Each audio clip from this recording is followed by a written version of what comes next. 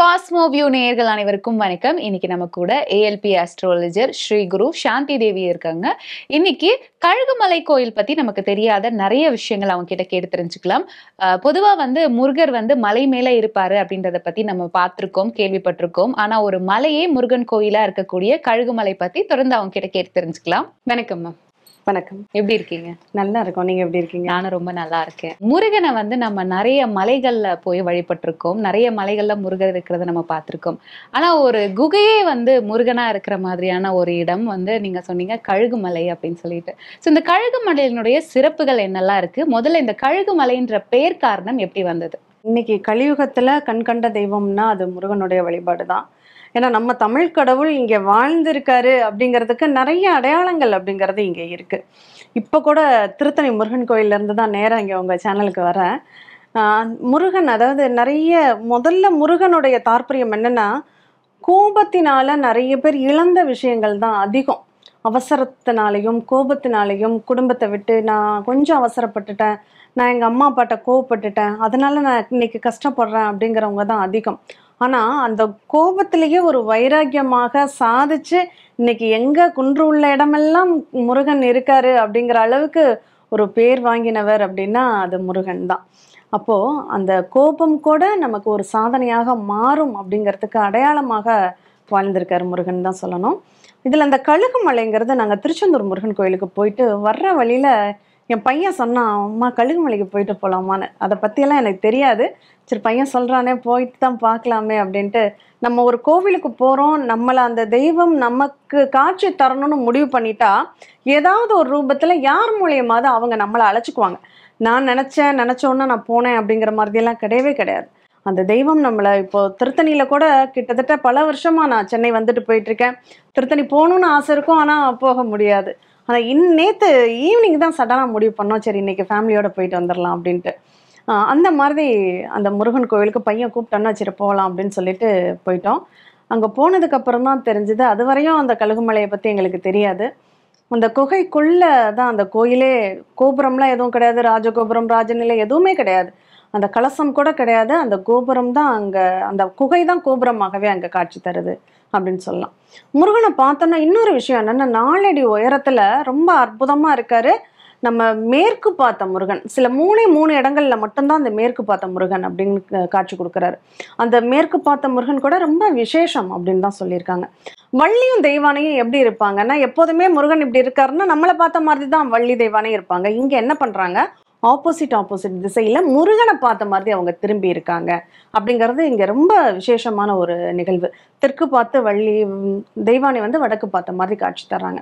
அதில் இன்னொரு நிகழ்வு என்னென்னா, அந்த வாகனம் நமக்கு தெரியும் சூரபத்மனை வதம் பண்ணதுக்கப்புறம் அந்த மயிலாக அவங்க உருமாத்தினது அப்படின்னு. ஆனால் இங்கே இந்திரனே, தேவேந்திரனே அங்கே மயிலாக அவர் இருக்கார். எல்லா ஆலயங்கள்லேயும் முருகனுக்கு வலது பக்கம் அந்த மயிலுடைய தலை இருக்கும். இந்த ஆலயத்தில் முருகனுக்கு இடது பக்கம் அந்த மயிலினுடைய தலை இருக்கும் அப்படின்னு சொல்லலாம்.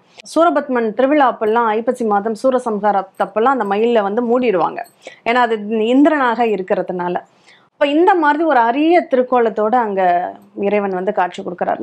நிறைய ஆலயங்களுக்கு நமக்கும் அந்த ஆலயத்துக்கும் ஏதாவது ஒரு தொடர்பு இருந்தால் மட்டும்தான் அந்த ஆலயத்துக்கு போகக்கூட முடியும். நம்ம நினச்சோம் பரிகாரமாக சொல்கிறோம் அதனால எல்லாம் போகிறோம் அப்படிங்கிறதுனாலலாம் கிடையாது. அவங்க நமக்கு உண்மையிலே அனுகிரகம் பண்ணணும். அந்த மாதிரி இடங்களுக்கு நம்ம போனோன்னே நமக்குள்ள ஒரு உணர்ச்சி பிரவாகம்னு சொல்லுவோமே, ஒரு இனம் புரியாத ஒரு பக்தி பரவசம் அப்படின்னு கூட சொல்லலாம். நம்ம அந்த மயிர்கால்கள்லாம் கூச்செறியுது அப்படின்னு சொல்லுவோம். அந்த மாதிரி எல்லாம் ஒரு அந்த மாதிரியான ஒரு உணர்வு தான் அங்கே இருந்தது. ஏன்னா அந்த அளவுக்கு நம்ம இப்போ எல்லா ஆலயங்களுக்கும் போகிறோம், இன்னைக்கு திருத்தணி கூட போனோம்.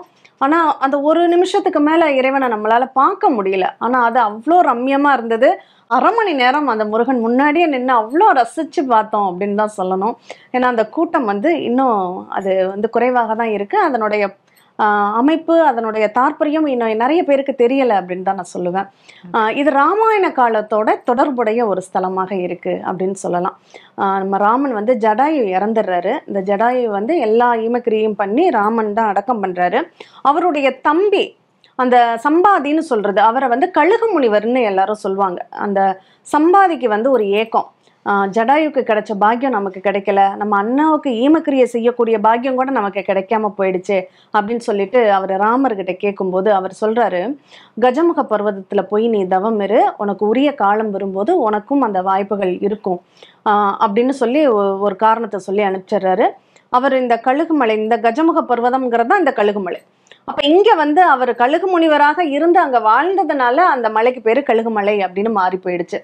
அப்போ இங்க இது வழியாக முருகன் வர்றாரு. அந்த சூரபத்மனை வதம் செய்வதற்காக வரும்போது அவருடைய தம்பி, அந்த தம்பியை தாரகாசுரனை அந்த ஊருக்கு தான் வதம் பண்றாரு.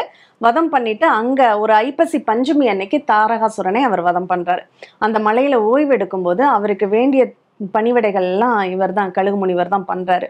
பண்ணிட்டு சூரபத்மன் இருக்கக்கூடிய இடத்தையும் இவர் காமிச்சு கொடுக்குறாரு. காமிச்சு கொடுத்தோன்னா அவருக்கு அனுகிரகம் பண்ணி அவருக்கு அவர் வேண்டிய வரத்தை கொடுத்துட்டு இவர் போறதாக இங்க ஒரு வரலாறு, புராண காலத்தோட தொடர்புடைய வரலாறுகள் இருக்கு. அதே மாதிரி இதுல நான் பார்த்த நிகழ்வு, நான் என்கிட்ட வந்த கிளைண்ட்டை நிறைய ஒரு 4-5 பேரை அனுப்பியிருப்பேன். எல்லாரையும் அனுப்புறது கிடையாது. யாருடைய ஜாதகத்துல அந்த கடினமான ஒரு இடங்கள்ல அந்த ராகு கேதுக்கள் இருக்கோ அவங்களுக்கு வாழ்க்கையில நிறைய பிரச்சனைகள் இருக்கும். இன்னும் சொல்ல போனா 7ஆம் இடத்துல ராகுவோ கேதுவோ இருந்தா அதை தான் நாகதோஷம்னு நம்ம சொல்றோம். அப்போ இந்த அட்சய லக்னம் தான் நம்ம ஜோதிட முறைங்கிறது அட்சய லக்ன பദ്ധதியில தான் பார்த்துட்டு இருக்கோம். யாருடைய அட்சய லக்னத்துல இந்த ராகுவும் கேதுவும் சம்மந்தப்படுறாங்களோ இந்த கழுகுக்கு ராகு கேதுக்கள் பயப்படுவாங்க. இப்ப நிறைய பேரை நம்ம கருடன் இருக்கக்கூடிய ஊருக்கு, நாச்சியார் கோவிலுக்கு எல்லாம் போயிட்டு வரோம், கருடனை பார்த்துட்டு வாங்க அப்படின்லாம் சொல்றது உண்டு. இங்க மலையே கழுகு மலையாக காட்சி தர்றதுனாலையும் இங்க முருகன் மேற்கு பார்த்த திருக்கோலத்துல ராஜபோகமாக காட்சி தர்றார். ஒவ்வொரு இதுக்கும் பழனிக்கு ஒரு விசேஷம் உண்டு, இங்க ஒரு விசேஷம் உண்டு. இதுல இங்க ராஜபோகமாக காட்சி தர்றாரு அப்படின்னு தான் சொல்லணும். பழனியில சிங்கள காட்சி கொடுப்பாரு, இங்க குடும்பத்தோட ரொம்ப சந்தோஷமா, அதுவும் இந்திரனே அங்க மயில் வாகனமாக ஒரு சுகபோகமான வாழ்க்கை. எல்லாரும் ஆசைப்படக்கூடிய பதவி எதுன்னா இந்திர பதவி தான். ஏன்னா அங்கதான் எல்லா சௌரியங்களும் இருக்கும், எல்லா சுகபோகங்களும் இருக்கும். அதனாலதான் இந்திர பதவிக்காக நிறைய அசுரர்கள் போட்டி போட்டு பிரச்சனைகள் ஆனது. அப்ப அப்படிப்பட்ட இந்திரனே அங்க மயிலாக காட்சி கொடுக்கக்கூடிய ஒரு இடம். நம்ம வாழ்க்கையில எந்த கஷ்டங்களும் இருக்கக்கூடாது, நம்ம வாழ்க்கையில ஒரு சுமூகமான ஒரு நிலை நீடிக்கணும் அப்படின்னு ஆசைப்படுறவங்க கட்டாயம் இந்த கழுகுமலைக்கு போகலாம். முக்கியமா இந்த ராகு கேதுக்களால யாரெல்லாம் பாதிப்புல இருக்காங்களோ அவங்க போகலாம். அடுத்து சிம்ம லக்னம் அட்சய லக்னமாக நடப்புல இருக்கிறவங்களும், தனுசு லக்னம் அட்சய லக்னமாக நடப்புல இருக்கிறவங்களும் இந்த கழுகுமலைக்கு போகலாம். ஏன் அப்படின்னா இதுக்கு ஒரு குகையில தான் சிங்கம் வாழும். அப்போ அந்த சிம்ம ராசிக்காரங்க ஒரு தனித்துவமாக திகழக்கூடியவங்க அப்படிங்கிறதுனால இவங்க இந்த கழுகுமலைக்கு போய் இந்த சிம்ம லக்னம் 10 வருடம் பயணிக்கக்கூடிய காலகட்டங்கள்ல அவங்க அடிக்கடி கழுகுமலைக்கு போறாங்க. அதுவும் மக நட்சத்திரம் செயல்படக்கூடிய காலகட்டங்கள்ல மனசுல ஒரு விரக்தியான மனநிலை அப்படிங்கிறது ஏற்படும். அப்ப அந்த மாதிரியான தாக்கத்துல இருந்து அவங்க விடுபடணும்னா அந்த கழுகுமலைக்கு போயிட்டு முருகனை தரிசனம் பண்ணிட்டு வந்தாங்கன்னா நல்லா இருக்கும். அதே மாதிரி தனுசுங்கும் போது இவங்க ராமர் லக்ஷ்மணன்லாம் காட்டுக்கு போனாங்க. அந்த காடுல இருக்கக்கூடிய அந்த குகைங்கிறது மலைப்பாங்கான ஒரு இடம். அப்போ ஒரு ரம்யமான ஒரு நிம்மதியான ஒரு சூழல் அவங்க வாழ்க்கையில வரணும் அப்படின்னா இந்த கழுகுமலைக்கு போயிட்டு வந்தா நிச்சயமாக அதனுடைய நன்மைகள்ங்கிறது பெரிய அளவுல இருக்கும். ஓகே, ஜாதக ரீதியா அதுல இருக்கக்கூடிய யாரெல்லாம் போகலாம் அப்படின்னு நீங்க சொன்னீங்க, என்ன பிரச்சனை ஜாதகத்துல இருந்தா அவங்க இந்த மலையை வழிபடலாம் அப்படின்னு. இதை தாண்டி கணவன் மனைவி பிரச்சனைக்கு இந்த கோயில் ஒரு தீர்வு அமையுமா? நிச்சயமாக. அதுக்காக ஏன்னா ராகு கேது இருந்தாலே கணவன் மனைவிக்குள்ளதான் பிரச்சனைகளை தரும். ஏன்னா ஜென்மத்துல பாரப்பா ஜென்மம் 2 பாங்கான 4 7 8 பாம்பான ராகு கேது 12 அமர்ந்திட்டாலும் நாகதோஷம் என்றதற்கு பெயராம். நலங்கள் பல கெட்டுவிடும், நல்ல காரியங்கள் தடையாகும், மங்கையவள் வாழ்க்கையிலே மாங்கல்ய தோஷம் உண்டு. மன்னன் என்றால் மனவாழ்வில் மகிழ்ச்சி இல்லை பாரப்பா. கோட்டையிலே பிறந்தாலும் கொடிகட்டி ஆண்டாலும் கேடுகட்ட பெண் அல்லது கேடுகட்ட பையன் என்று கெட்ட பெயரும் வந்துவிடும். திருமணங்கள் நடந்துட்டாலும் திருப்தி இல்லை வாழ்க்கையிலே.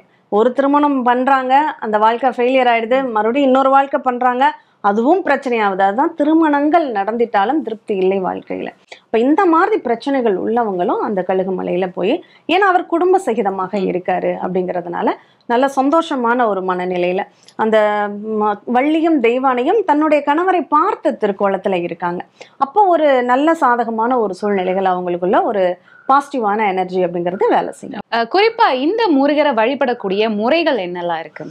பொதுவா நம்ம ஒரு முருகன் கோயிலுக்கு எப்படி போவோமோ அதே மாதிரி தான் இங்கேயும் மாலை அணிஞ்சு விரதம் இருந்து போறவங்களும் தாராளமா போகலாம். எப்பெல்லாம் அந்த சூரசம்ஹார நிகழ்வு, அந்த 10 நாள் திருவிழாக்கள், பங்குனி உத்தரத்துல 13 நாள் திருவிழாக்கள், ஐப்பசி மாதம் வரக்கூடியது, இந்த மாதிரி தைப்பூசத்துல வர்ற 10 நாட்கள் அப்படிங்கிறதெல்லாம் ரொம்ப விசேஷமா இங்க போய்கிட்டு இருக்கு. இப்போ இந்த குழந்தை பாக்கியத்துக்கு இன்னொரு நிகழ்வை இங்க பதிவு பண்ணலாம். இந்த குழந்தை இல்லாதவர்கள் அவங்க சஷ்டி விரதம் இருக்கிறாங்க இல்லையா, அந்த 6 வாரங்கள் சஷ்டி விரதம் இருந்து இந்த 6 வாரத்துல ஒரு நாள் இந்த கோயிலுக்கும் போயிட்டு அங்க பதிகம் ஒண்ணு இருக்கு, குன்றக்குடி பதிகம்னு ஒண்ணு இருக்கு. அந்த குன்றக்குடி பதிகத்தையும் பாடுறாங்க அப்படின்னா கட்டாயம் அவங்களுக்கு குழந்தை பாக்கியத்துக்கான அமைப்பு அப்படிங்கிறது உண்டு. அந்த கந்தபுராணத்தை வாசிச்ச அந்த கட்சியப்பருக்கும் அந்த ஆலயத்துக்கும் நிறைய தொடர்பு உண்டு. அவர் அந்த ஆலயத்தை பத்தி ரொம்ப சிறப்பிச்சு சொல்லக்கூடிய ஒரு நிகழ்வு அங்க கல்வெட்டுகளாக கூட இருக்கு. அதனால ரொம்ப ஒரு பழமையான கோவில், நம்மளுக்கு ரொம்ப அடையாளம் தெரியாத ஒரு கோவில்னு கூட சொல்லலாம். இந்த மாதிரி நிறைய ஆலயங்கள் இருக்கு, நமக்கு அடையாளம் தெரியாத முருகனுடைய ஆலயங்கள் நிறையவே இருக்கு. அது ஒவ்வொன்றா நமக்கு இப்பதான் முருகன் ஒவ்வொரு இடத்துக்கா நமக்கு அழைப்பு விடுத்துட்டு இருக்கார். அதனாலதான் ஒவ்வொரு இடங்களுக்கா நம்ம போகக்கூடிய ஒரு வாய்ப்புகளை அவர் ஏற்படுத்துறாரு அப்படின்னு சொல்லணும். முருகர் அப்படின்னாலே பேசுறதுக்கு நிறைய விஷயங்கள் இருக்கு. கலியுக தெய்வம் அப்படின்னா இன்னைக்கு ஃபுல்லா முருகனை பத்தி நம்ம பேசலாம். நீங்க சொன்ன மாதிரி இந்த முருகனுக்கு 48 நாள் விரத முறை அப்படின்னு நீங்க சொன்னீங்களா, இது இருக்கக்கூடிய சரியான முறை அப்படின்னா எப்படிமா? எல்லா விரதம் முறையும் போலதான் இந்த சஷ்டி விரதம் என்பது 6வது நாள் திதியை வச்சுதான் சஷ்டி அப்படின்னு கொண்டாடுறோம். பிரதமையிலிருந்து ஆரம்பிச்சு இந்த 6 நாட்கள் நமக்கு அந்த சஷ்டி விரதம் இருக்கிறோம். இன்னும் சொல்ல போனா இப்போ இந்த புரட்டாசி நவராத்திரியில 6வது நாள் சஷ்டின்னு ஒரு நாள் வரும். இந்த 6வது நாள் உள்ள தேவதைய இந்த சஷ்டி விரதம் மாதிரியே இருந்து அவங்க பூஜை பண்ணினாலும் அதுவும் முருகனுக்கே அதனுடைய அமைப்பு பூராமே போய் சேரும். அப்ப இந்த 6 நாள் தொடர்ச்சியாக அந்த விரதம் இருக்கணும். அது ஒவ்வொரு சஷ்டி அன்னைக்கும் இந்த 6 நாட்கள் தொடர்ந்து இருக்கிறாங்க அப்படின்னா அவங்களுக்கு ரொம்ப விசேஷம். நம்ம என்ன பண்ணுவோம், சஷ்டி அன்னைக்கு மட்டும் விரதம் இருப்போம். அந்த பிரதமையில ஆரம்பிச்சு பிரதமை, துவதியை, திருதியை, சதுர்த்தி, பஞ்சமி, சஷ்டின்னு 6 நாட்கள் அவங்க 6 வாரங்கள் அந்த விரதம் 6 சஷ்டிக்கு விரதம் இருக்கிறாங்கன்னா அவங்களுக்கு அது நல்ல பலனாக இருக்கும்.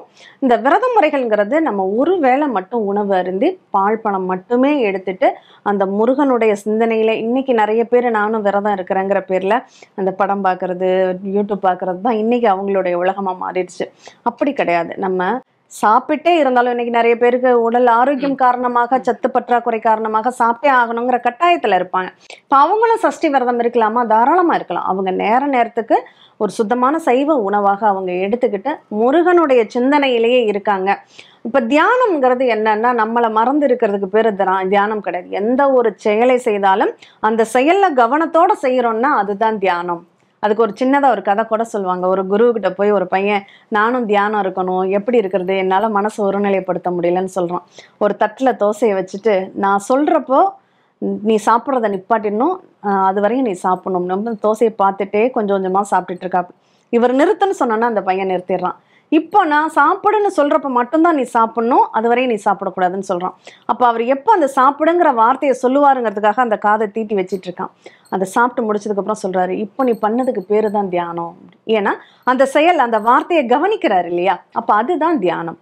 அப்ப அது அவங்க வாழ்க்கையில ஒரு நல்ல மாற்றங்களையும் சூழ்நிலைகளையும் உருவாக்கும். சஷ்டி விரதத்துல குறிப்பா மிளகு எடுத்துக்கணும் அப்படின்னு சொல்றாங்க இல்லையா, அதை பத்தி சொல்லுங்க. பொதுவாகவே நம்ம விரத காலங்கள்ல மிளகு சேர்த்துக்கிறது ரொம்ப ரொம்ப நல்லது. நம்ம உடம்புக்கு அந்த காலத்துல இருந்து விரத முறைகளை கொண்டு வந்தது காரணமே நம்ம குடலை சுத்தம் பண்ணணும். எல்லா நோய்களுக்கும் காரணம் இந்த வயிறுங்கிற ஒரு விஷயம் மட்டும்தான்.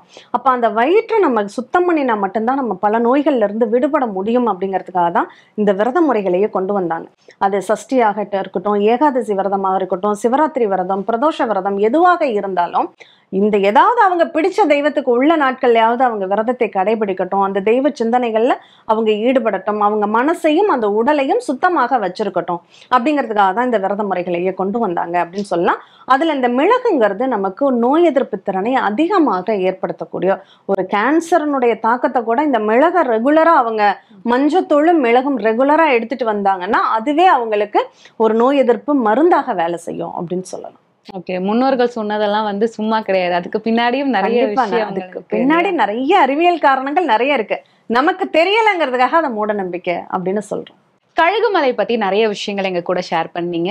இன்னும் வேற என்ன சிறப்புகள் இந்த கழுகுமலைக்கு இருக்கு? அந்த மலையே ஒரு சிறப்பு தான் அப்படின்னு சொல்லலாம். நம்ம தஞ்சாவூர்ல உள்ள பெரிய கோயில் மாதிரியே அங்க வந்து வெட்டுவான் கோவில்னு ஒண்ணு அந்த மலை மேல இருக்கு. அதுக்கு ஒரு கதை கூட அவங்க சொல்லியிருக்காங்க. ஒரு சிற்பி என்ன பண்றாரு, ரொம்ப தேர்ந்த சிற்பி. அவருடைய பையன் சின்ன வயசுல காணாம போயிடுறாரு. அத எவ்வளவோ தேடுறாங்க, கண்டுபிடிக்க முடியல. ஒரு கட்டத்துல அவருக்கு வந்து செவிவழி செய்தியாக இந்த மாதிரி கழுகுமலையில ஒரு கோயில வந்து ஒரு சிற்பி சூப்பரா வடிவமைச்சுக்கிட்டு இருக்காரு அப்படின்னு சொன்னோன்னா, அவருக்கு வந்து ஒரு அந்த சிற்பிகளுக்கே உள்ள அந்த பொறாமை குணம். நம்மளை விட ஒரு தேர்ந்த சிற்பியா யார் அது? நம்ம போய் பார்க்கணும்னு அவரு போய் பார்க்குறாரு. அப்போ அவர் பார்த்தோன்னா வேலையை நிறுத்து அப்படின்னு சொல்றாரு. அவரு ஏதோ அவங்களுக்குள்ள வாக்குவாதம் வந்துடுது. உடனே உளியை எடுத்து வீசிடுறாரு. அந்த உளி பட்டு அவர் அந்த இடத்துல மரணம் அடைஞ்சிடுறாரு. அதுக்கப்புறம் தான் தெரியுது அவரு சிற்பியோடைய பையன் அப்படிங்கிற ஒரு நிகழ்வே. அந்த மாதிரி ஒரு செவிவழி செய்தியும் உண்டு. இது உண்மையா பொய்யான்னு தெரியல. ஆனா உண்மை நிலவரம் அங்க என்னன்னா, அந்த கோயிலுக்கு நாங்க போயிருக்கோம். மலை மேல போனா அங்க வந்து ஒரு நல்ல ஒரு வடிவமைப்புல நல்ல ஒரு பிரம்மாண்டமா ஒரு கோவிலை வந்து அவங்க முயற்சி பண்ணியிருக்காங்க. பாதி கோபுர வேலைகள் நடந்திருக்கு.